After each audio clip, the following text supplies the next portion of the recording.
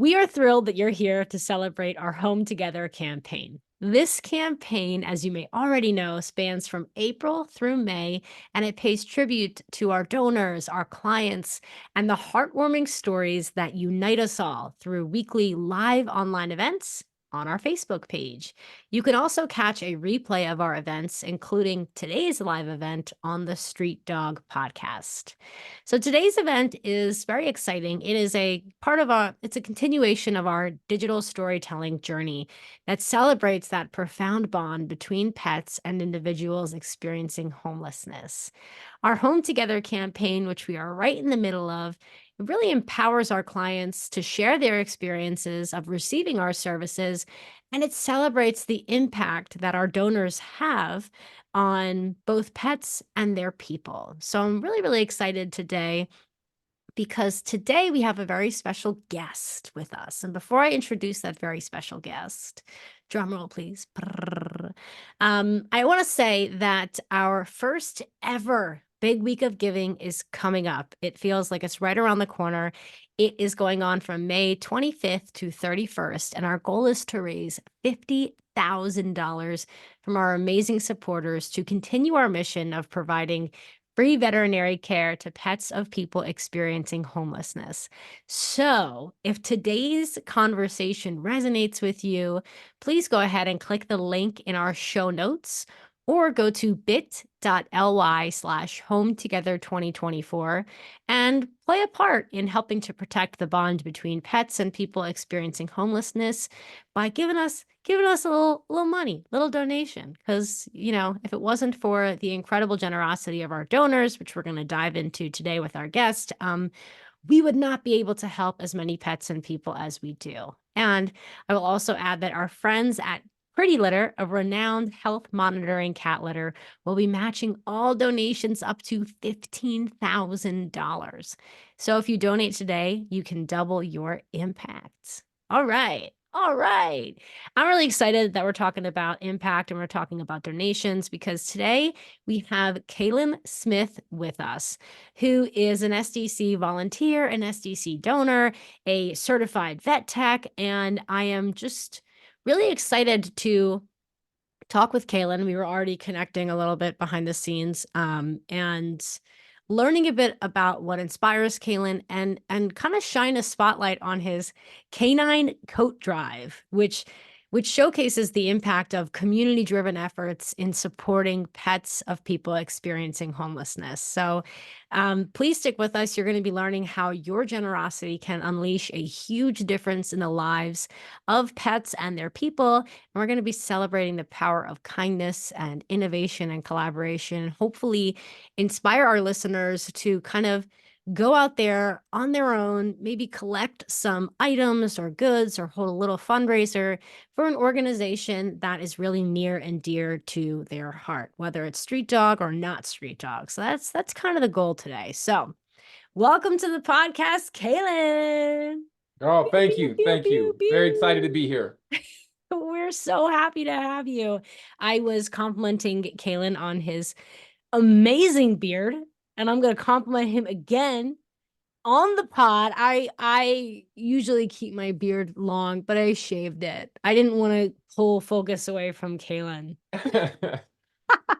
It's a thing, it's the thing. You got to take care of it.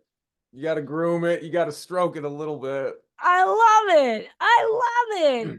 And I was like joking. I was like, how often do you get comments on your beard? Are you sick of comments on your beard? And Calen assured me that he was not sick of comments on his beard. So now that I have fully embarrassed you and made you blush, let's get down to business. Calen, why don't you tell our audience a little bit about you and your background with the Street Dog Coalition? And then feel free to kind of lead into the Canine Coat Drive that you hosted. Sure. Yeah, absolutely. I was a veterinary technician at the same hospital where John Geller worked. I've known him for 10 years, over 10 years. We worked together. He was a bit of a mentor to me. I definitely always was inspired by watching him in the hospital. He had a kind of calmness in the hospital that just it kept the rest of us more efficient to know that we didn't have to stress out and we could still do an amazing job. So I always admired the man greatly. I saw him starting to do this street dog thing a long time ago. And he invited a lot of us to come out and check it out. And I just didn't. I didn't get involved with it right away. I was working in a hospital. I was practicing medicine all the time. I worked a lot of nights, so I really wasn't there in the mornings for his thing.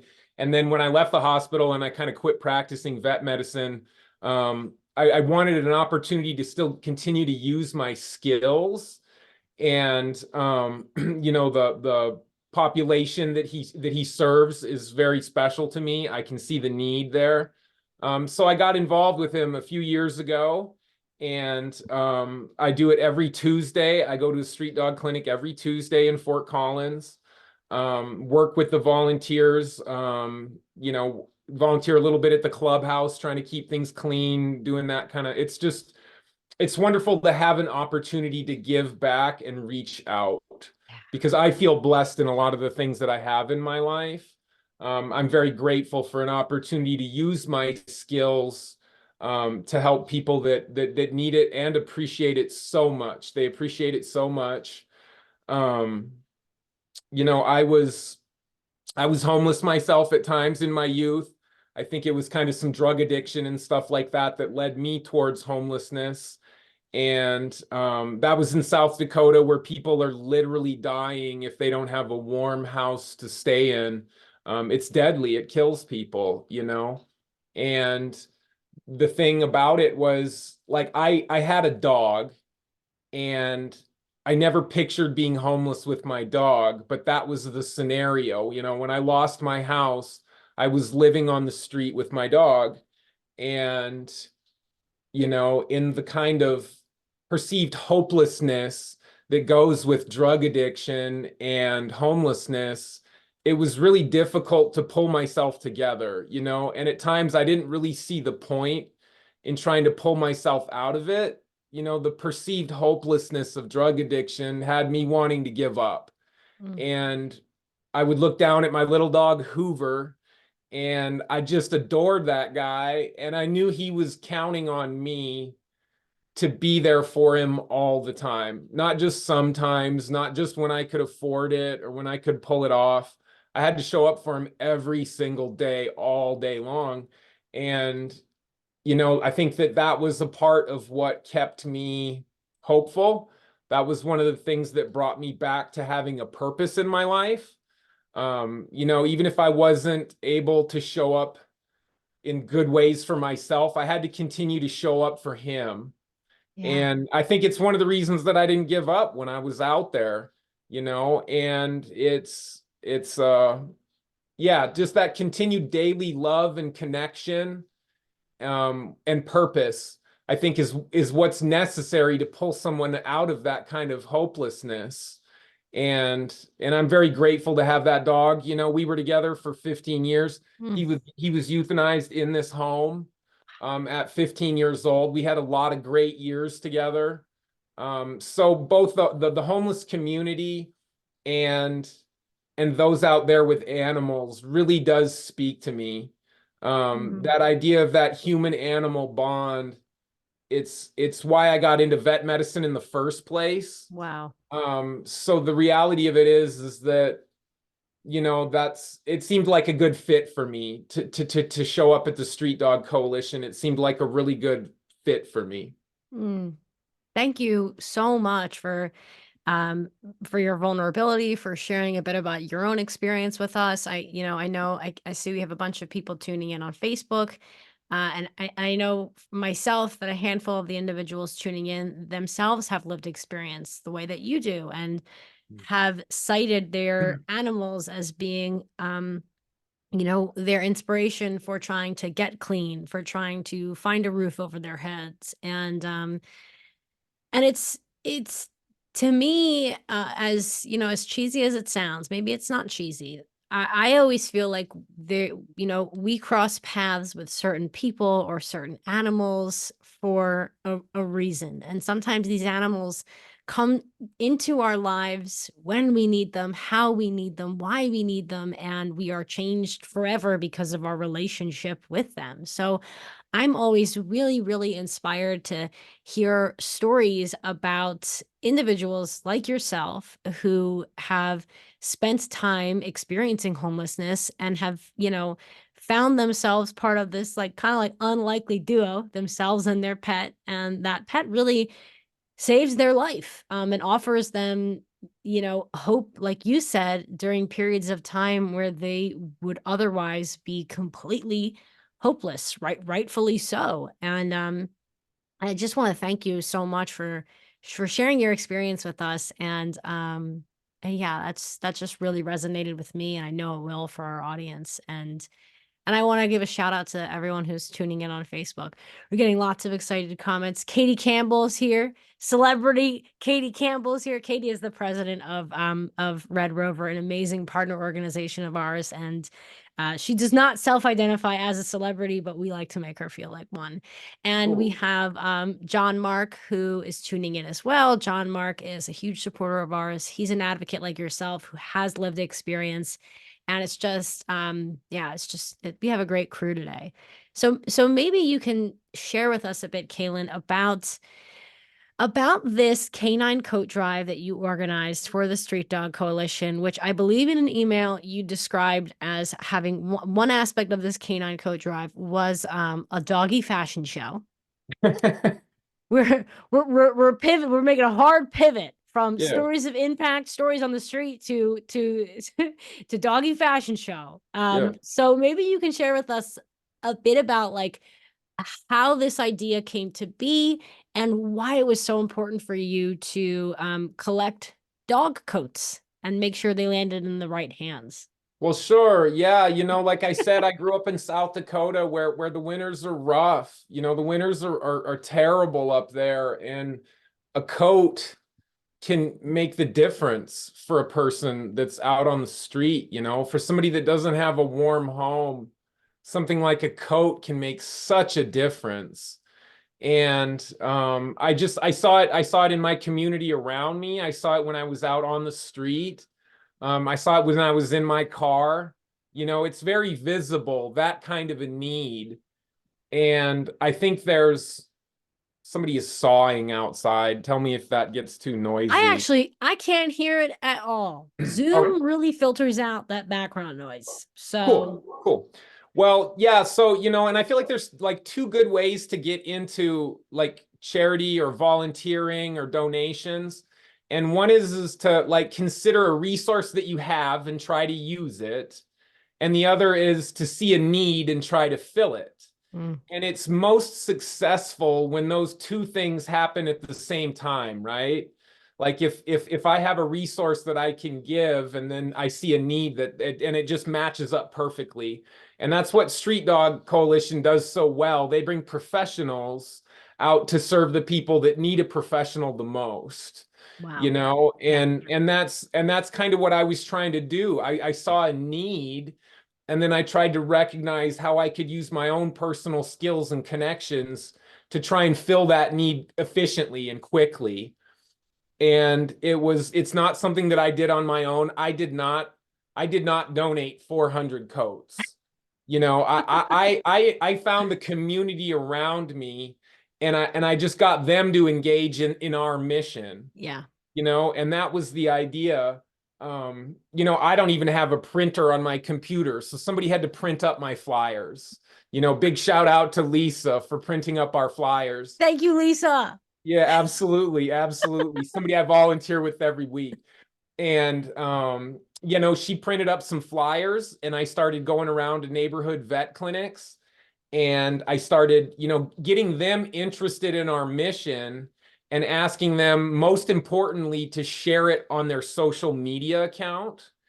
And because their social media account was quicker to reach thousands of people that would have never known about our mission. Wow. And I think that was really what did it the most, was getting them involved and having them reach out on social media. Mm. So yeah, I spread the flyers around town. I had them hang in the break room. I had them hang in the lobbies. And I used the vet clinic's location themselves as the drop-off point Oh, wow. so that nobody had to bring it to my house. They didn't have to try and find the street dog clubhouse. They could simply take it to the place where they saw the flyer. Yeah. And initially, we just asked for new and used coats. And we started to get a lot of stuff. It was easy for anybody to become involved because they could clean out their closet and bring us their used dog coats, or they could go to the store and they could pick up some new dog coats. Mm. And everybody was like able to get involved. It was a possibility for anybody. We did notice that a lot of coats were coming in were small coats because Mm. that's the typical dog that wears a coat. That makes sense. The little shaking chihuahua. And we have a lot of Chihuahuas in Colorado. We have a lot of Chihuahuas in Colorado. So then I went back and I tried to kind of edit the flyer to ask for specifically large and extra large, because that's more the dog that we see on the street. Yeah. Think the pit bull, think the shepherd, think the lab, things like that. So, and then people started going out and buying large and extra large coats. And we got a lot of brand new stuff donated, Mm. which is wonderful. The idea of watching somebody unbag a brand new coat and put it on their dog, it cheered me up so much. It cheered Yeah. me up so much. We had a lot of people work with us. Two of the biggest for us were Fort Collins Vet Emergency Hospital. They have an enormous amount of clients come in and out of there. Their clients really care. Mm. And also they have a lot of employees, and I think quite a bit of stuff probably came from their employees. So I want to say a Wow. big shout out there to Fort Collins Vet Emergency. And Northern Colorado Humane Society has a huge social media presence, and their clients came through for us in just bags, like garbage bags full of dog coats, which Mm. was just wonderful, absolutely wonderful. Most everything was clean. I don't know if the hospitals were running it through their washer or if people were washing Wow. it before they dropped it off, but I only had to run a couple loads through the wash. It was That's amazing. awesome.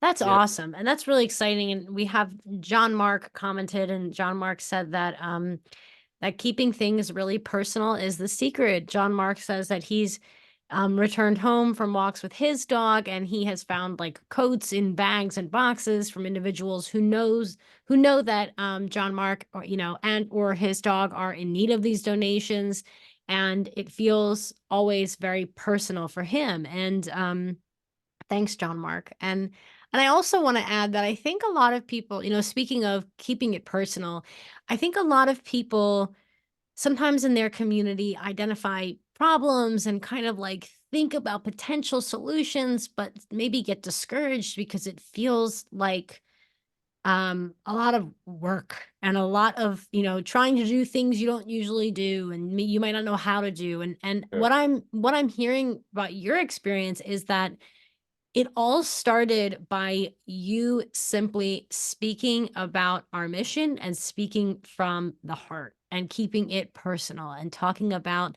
why this cause is so important to you and to the community. And I just really want to highlight that and kind of pull that out and shine a light on it, because it's really true. If you are able and really willing to speak from the heart, speak about a cause you really care about, talk about how, you know, um, gathering around this cause to make an impact will really uplift people in the community and animals in the community who would otherwise go without care.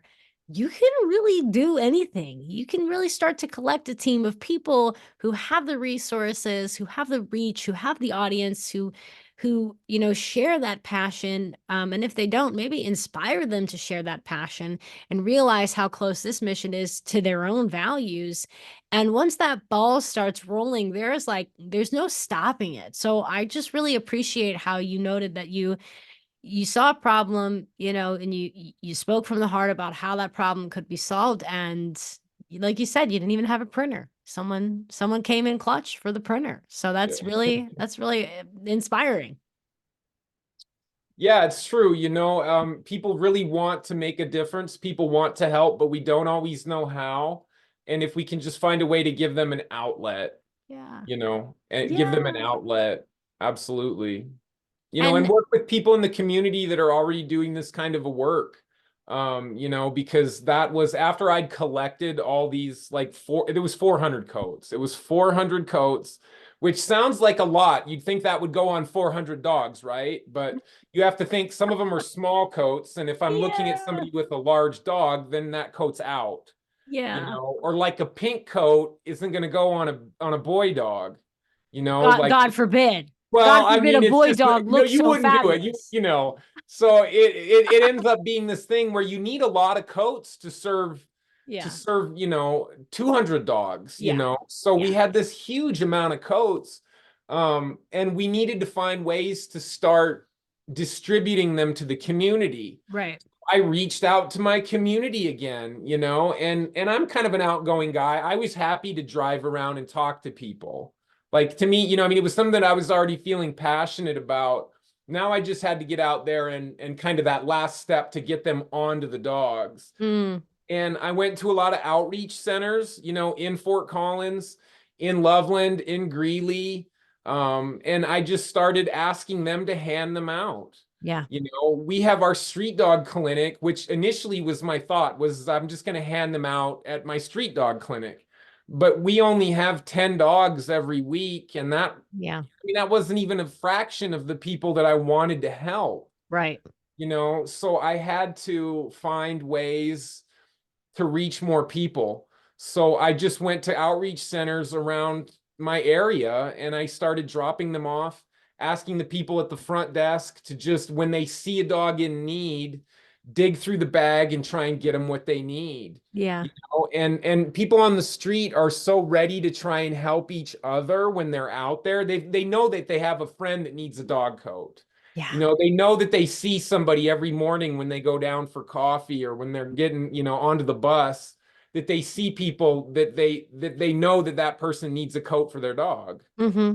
So it was really easy to just kind of get them out in the community and assume that they would find their way there. And I know for a fact that they found their way there. Um, I did spend a bit of time driving around with a lot of coats in the trunk of my car. And on a cold day, if I saw somebody that needed a dog coat, I pulled over Nice. and that was the fashion show. That, Yes. that was where I would pull out these big bags of coats, and we'd start looking, what's the size, what's the attitude, what is it that's going to really make this dog, like happy to walk up in the morning and get those Ah, pets, get those loves. And we started trying on coats, and these people were so happy yeah. to have that thing. I know for a fact that for most of them, it's the dog that's the most important thing in their life. Mm, Like they have their own struggles and they have their own needs, but they put their dog first. yeah. And it's important to know that when the dog is taken care of, then they can take better care of themselves. That's, for myself, like if my dog needed anything, I wasn't going to have a thing. Yeah. If my dog needed anything, I wasn't going to have a thing. And when my dog was taken care of, then I could start to move towards doing the things that I needed. But he got Mm, fed first. yeah. And that happens on the street all the time, Oh, yeah. and it's important that we take care of both sides of the leash, and it often starts with the dog. And then Mm, after the dog is taken care of, then it goes right up the leash to the human. And it almost has to happen that way Yep. because that's how these people feel about their animals. That's how we all feel about our animals. Oh yeah, and I think that's such a great point. And we've spoken in the past on this podcast, and I appreciate you bringing this up about how oftentimes at our at our pop-up veterinary clinics, we also offer other services, mental health services, to haircuts, to everything in between. And we have noticed that oftentimes the individuals we serve, rightfully so, don't necessarily trust people who, from our perception, are just trying to help because, they've heard that before. It hasn't worked out in their favor. Um, and we have found that actually, communicating with the individuals that we serve about their animal, about the health of their animal, and simply showing them that, like, hey, we might only have one thing in common, and that thing in common is how much we care about your animal. Man, just really watching those barriers break down is so rewarding. And Yeah. like you said, oftentimes when people who are experiencing homelessness get the care that they need for their animal, it is this opportunity that these individuals don't usually have to just like breathe a sigh of relief, if only for a moment, to feel seen, taken care of, to feel as if their animal is being treated the way all animals should be treated, regardless of the financial situation that their guardian is in. So I really love that you said that. I also love, this image of you driving around with these coats, because what I'm hearing is this effort was obviously very structured. It was a community effort. You had a lot of people involved to make this possible. But also, like any well-structured, organized efforts, there's also, a time and a place for this, like, guerrilla approach. Like, actually, I'm also just gonna throw these coats in my trunk, and I'm gonna hand them out when I need to hand them out. So, I love that you leaned into both this very structured, organized approach to, like, someone's gotta give these coats away, and that person's gonna be me. Yeah. Absolutely, absolutely. We can all make a difference. And even if it's just one person, Yeah. even if I was in my car for half an hour or an hour and I helped one person, Mm, I know it made a huge difference, yeah. and man, that's to me that matters. You know what I mean? To me, that was worth the time. You know? Absolutely. Absolutely. And I appreciate that. And I also feel, the great thing about this podcast, especially judging from a lot of the comments we have coming in live here, is that even talking about the experience that you're having or that you had, and talking about the satisfaction that you felt, and how the community that you're in is so worthy of and deserving of this kind of care, I know inspires people like me. It inspires our listeners. Um, and I know it's gonna inspire a few audience members who have, like, in the back of their mind, been kinda toying over to tossing around this idea of deepening their involvement with a cause they really care about, and hosting, like, a food drive, a coat drive, any kind of drive that comes to mind. So my last question for you, Calen, is what would you say is, like, the biggest lesson you learned from spearheading this project, and how do you kind of envision that lesson, impacting the future support that you provide your community? Yeah, well, it was easy. It was fun. It was so worth it. 100%. It was so worth it. Um, you know, I always thought that to make a difference, it was going to be this thing where it would have to take a whole lot out of me. Wow. But it didn't take a whole lot out of me. I gained so much from it. Like I had a Mm, good time, like I did. I really had a good time. I enjoyed talking to all of the people at the clinics and the hospitals and the animal shelters and talking to everyone on the street that needed a coat. I made friends out there, you know. It was a great time, and it wasn't a lot of energy.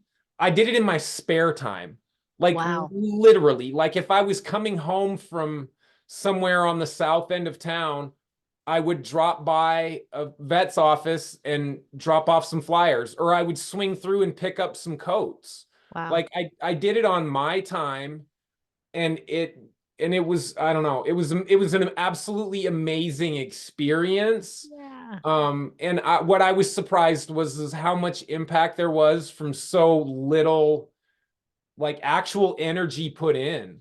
Like Wow. a couple of hours a week for a couple of weeks, and I had 400 coats. Like That's amazing. it was a big impact from not an enormous amount of effort, to be honest. I And love that.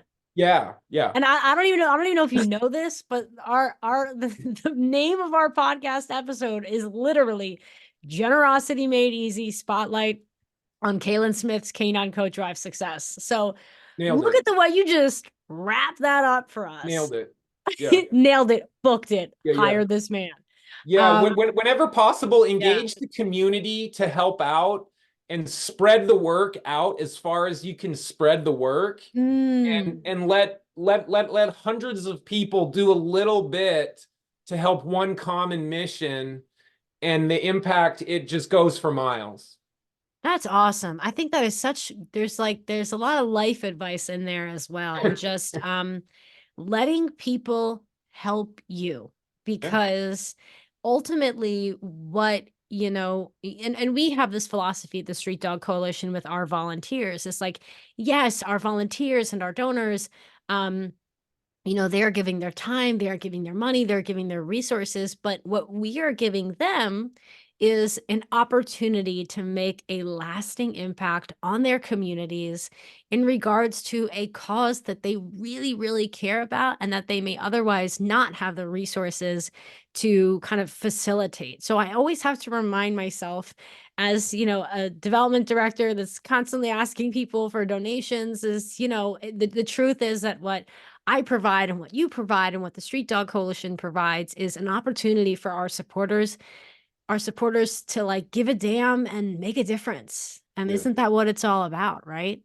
yeah, absolutely. Oh, I am inspired, Kaylin. This was such a great conversation. Our listeners are jazzed up and they are ready to make an impact as well. And I want to start this conversation or rather end this conversation how I started it, which is just by thanking you so much for your time, your dedication, for organizing this coat drive. And something tells me, since you had so much fun doing it, you're going to be doing other things like this in the future. And Absolutely. we're just really happy to have you and all of our listeners and all of our donors and supporters as just members of our Street Dog family, because we could not, you guys really provide this, you know, cherry on top of the sundae that is the services that we provide, because coats is not always part of our wheelhouse of services. But then we have individuals who are compassionate, like you, who just really come in and go the extra mile. So thank you so much, Kaylin. This was a real treat for me to have this conversation with you. Oh, thank you. Thank you very much for having me. It was a pleasure. I'm excited to be a Yay! part of this mission. And thank you to all of our listeners out there. I hope that you enjoyed today's episode. Absolutely, Kaylin. Until next time, and to our listeners and audience, thank you for tuning in. Kaylin, we got to bring you back again soon. You have like such awesome energy, and I can't wait for this episode to go live for the rest of our audience to hear it as well. So thank you so much, Kaylin. Until next time. Bye. Thank you. Adios.